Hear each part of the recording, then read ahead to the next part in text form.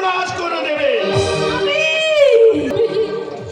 আমি যদি তোমার ছোট বোন হতাম, প্রত্যেকে ভাই হয়ে মনকে ওই সর্দারের হাতে তুলে দিতে। কি বললে? বললাম আজ থেকে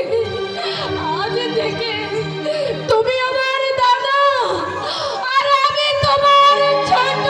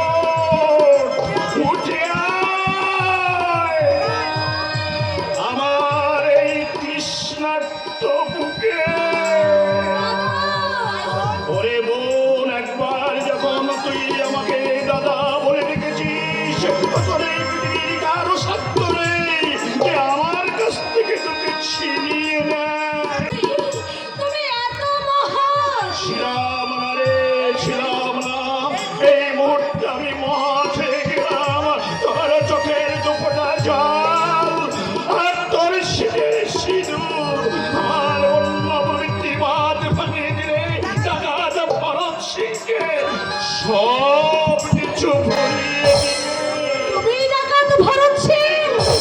ওরে নারে নাস থেকে এই মুহূর্ত থেকে আমি তোর মতো হতভাগিনী বন্ধের দাদা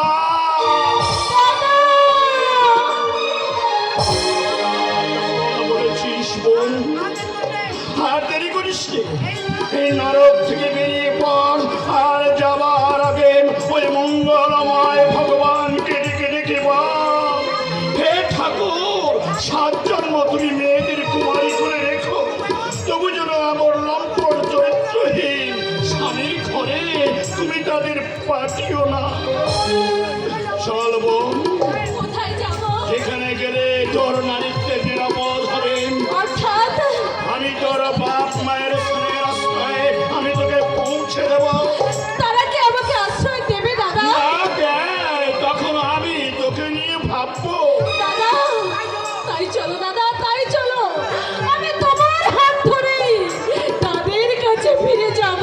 ওরে বল, এই পশু রাজত্বে এখনো এমন কিছু মানুষ আছে যারা রাজার মান আর নারীর সম্মান চিরকালে দিয়ে থাকে।